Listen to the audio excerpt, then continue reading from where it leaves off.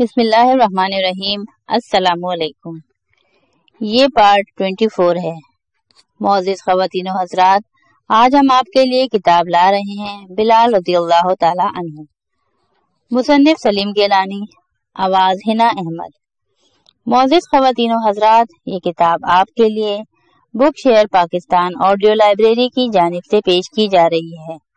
دیگر معلومات اور کتابوں کے لیے موبائل نمبر 0300-291-9600 یا واٹس ایپ نمبر 0333-249-5373 پر رابطہ کریں۔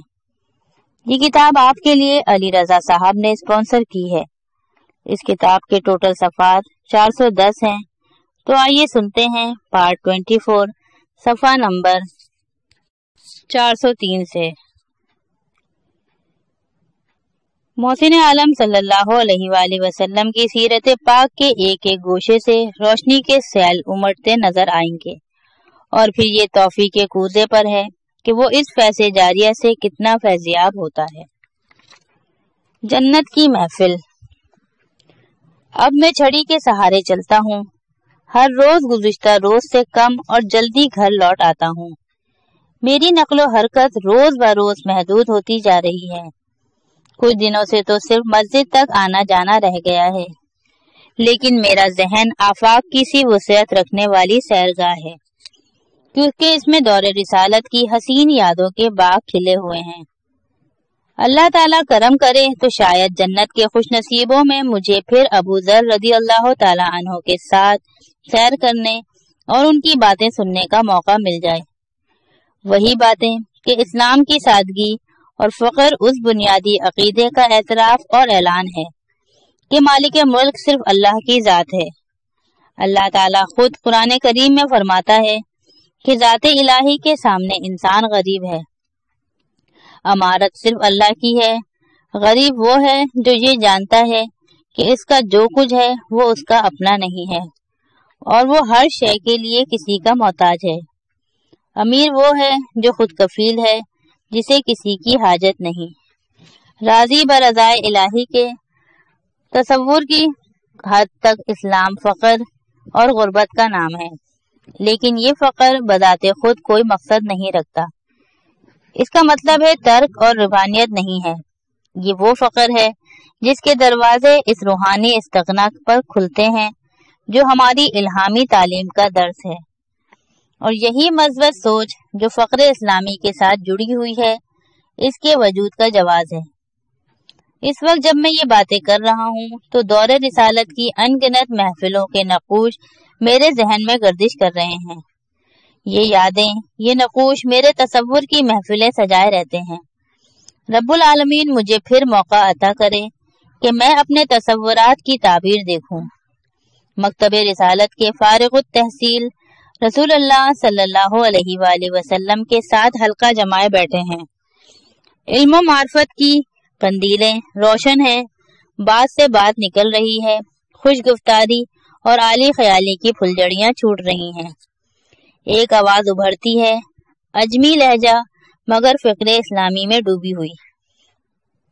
مادی دنیا کی کوئی چیز قابل اعتنا نہیں، میرے خیال میں اس سے کنارہ کشی ہی بہتر ہے۔ چند ثانیوں کی خاموشی کے بعد ایک نہایت جانی پہچانی آواز سنائی دیتی ہے، جسے میں نے اپنی اسلامی زندگی میں شاید ہر روز سنا ہے۔ مادی دنیا میں واقعی کوئی چیز قابل التفات نہیں، اور اگر کچھ ہے بھی تو محض روحانی حوالوں سے جو مادیت سے ماورا ہیں۔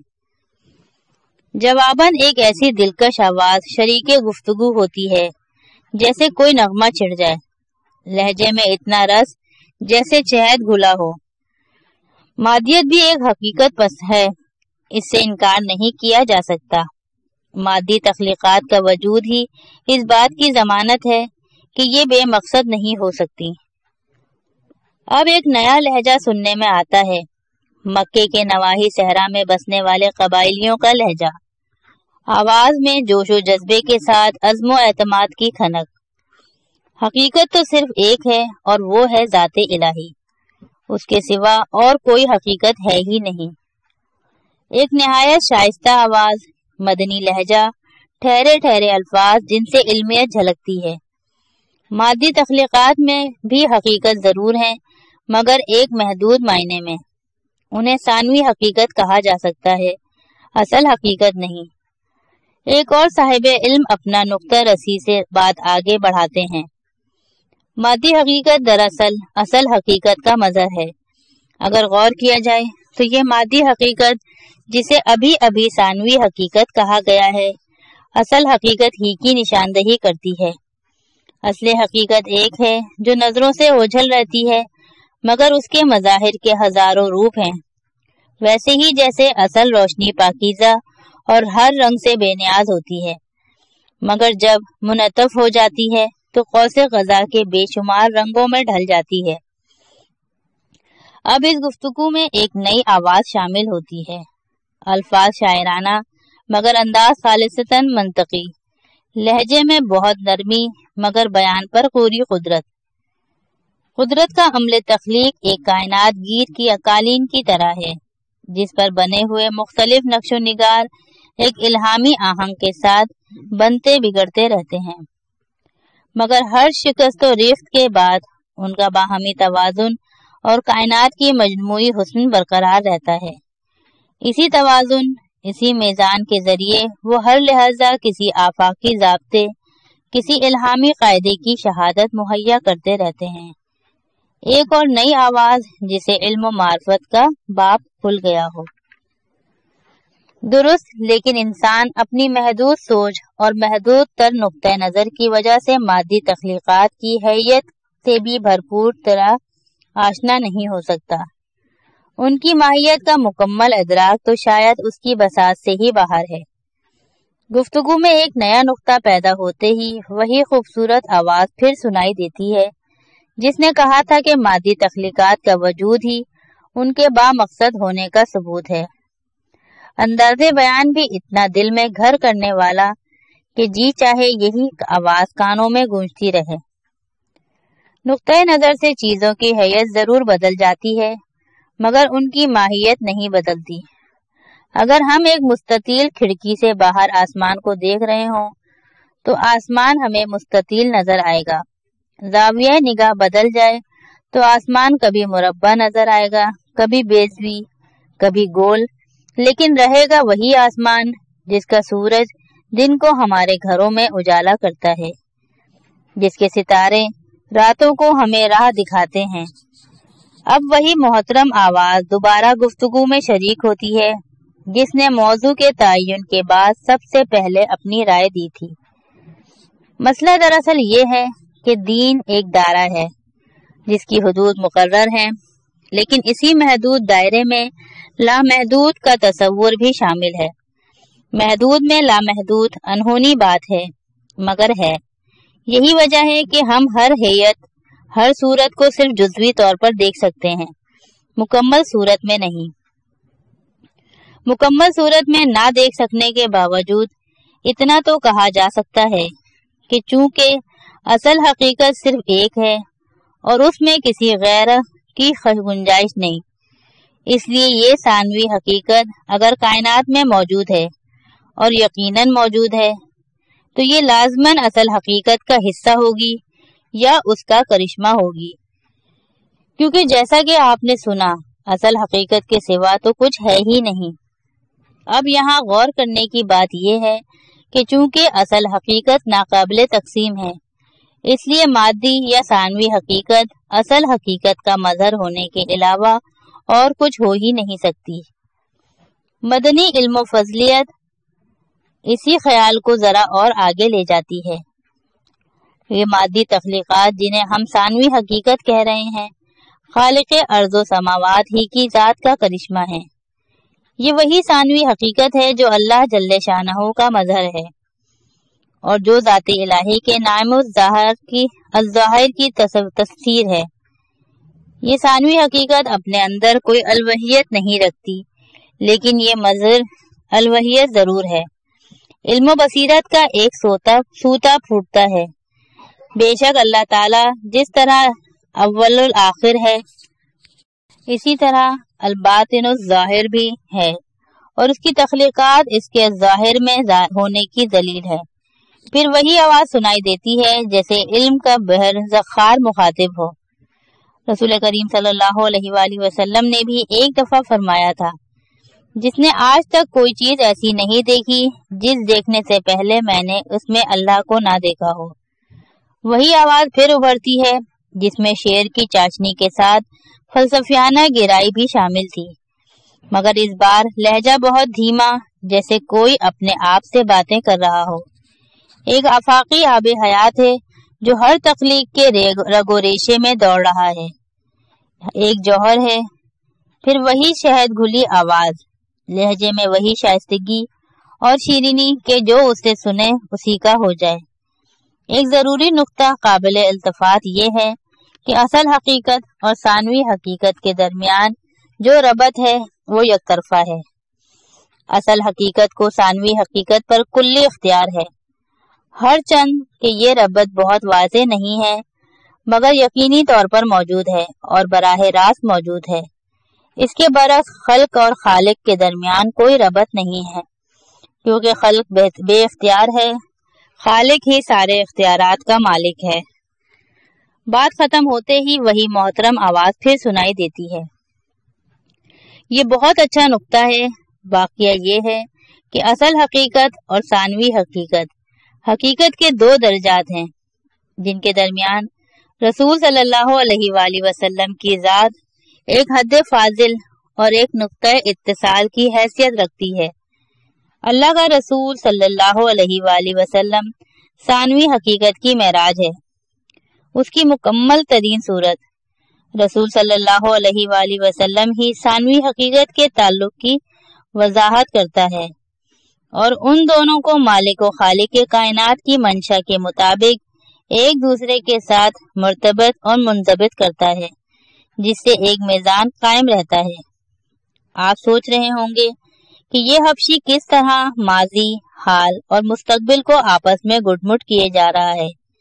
یہ شاید اس لیے کہ میرا دین قید زمان سے ماورا ایک تسلسل مکانی یا تسلسل وجود کا نام ہے۔ اسلام میں وقت تو محض ایک غارت گر ہے جو اس تسلسل مکانی کی صورت بگاڑتا ہے۔ میں نے ایک دفعہ رسول پاک صلی اللہ علیہ وآلہ وسلم کو یہ کہتے ہوئے سنا تھا کہ کوئی وقت ایسا نہیں آئے گا جو سابقہ دور سے بدتر نہ ہو۔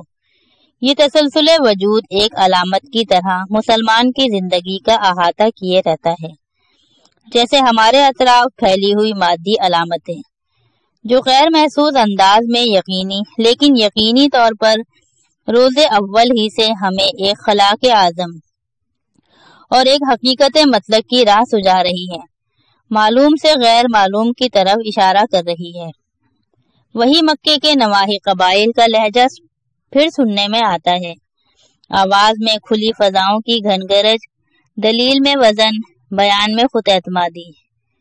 دنیا حیت و اشکال پر مشتمل ہے، جدھر دیکھو مادی حیتیں بکھری ہوئی ہیں، انہی کا مجموعہ ہے ہماری دنیا، مگر در حقیقت یہ ساری کی ساری ساکت و متحرک اشکال اپنی ظاہری صورت میں محض کھنڈر ہیں، کسی آفاقی نغمے کا جو کسی سارے ارض و سما میں جاری تھا مگر کسی وقت منجمد ہو کر ان مادی حیتوں میں قید ہو گیا۔ علم اور روحانیت کی نظر ان جامد شکلوں کو پگھلا دیتی ہے تو ہر مادی حیت کے اندر سوئی ہوئی ازلی موسیقی پھر سنائی دینے لگتی ہے۔ رسالت مآب صلی اللہ علیہ وآلہ وسلم معلم عقل انسانی ہونے کے باوجود بالکل طالب علمانہ انداز میں نہایت انہماک سے سب کی باتیں سن رہے ہیں اور لطف اندوز ہو رہے ہیں۔ کبھی براہ راست ان کا ذکر آ جاتا تو ہونٹوں پر ہلکا سا تبسم کھیل جاتا۔ میں کہ خود کھنڈر ہوں ایسی بے شمار یادوں کا، ایک بار پھر ان محفلوں کے انتظار میں ہوں، فردوس بری کے کسی گوشے میں، نئے مشاہدات کے پس منظر میں، نئے موضوعات کے ساتھ۔ لیکن ابھی شاید چند روز اور مجھے دمشق کے سورج کا طلوع غروب دیکھنا ہے۔ اس خادم رسول صلی اللہ علیہ وآلہ وسلم بلال حبشی کو اجازت دیجیے، اس مجلس کو یہیں ختم کرتے ہیں اور اپنے نبی پاک صلی اللہ علیہ وآلہ وسلم پر درود و سلام بھیجتے ہیں۔ اللہم صلی وسلم علی نبینا ورسولنا ومولانا محمد وعلی آلہ واصحابہ وازواجہ وذریاتہ اجمعین۔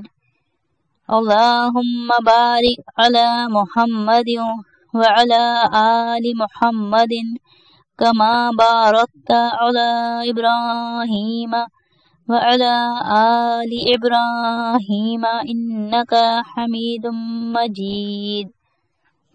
اللہم صلی علی جمیع الانبیاء والمرسلین وعلى عبادك الصالحين وأن تغفر لي ولوالدي ولأستاذي ولجميع المؤمنين والمؤمنات والمسلمين والمسلمات۔ اللهم إني أسألك إيمانا كاملا ويقينا صادقا ورزقا واسعا وقلبا خاشعا ولسانا ذاكرا ورزقا حلالا طيبا وتوبة قبل الموت وراحة عند الموت ومغفرة ورحمة بعد الموت والعفو عند الحساب والفوز بالجنة والنجاة من النار۔ رب زدني علما والحقني بالصالحين والحمد لله رب العالمين برحمتك يا ارحم الراحمین۔ کتاب بلال رضی اللہ تعالی عنہ یہاں پر اختتام پذیر ہوتی ہے۔ اس کتاب کے 410 صفحات ہیں اور یہ آخری پارٹ ہے۔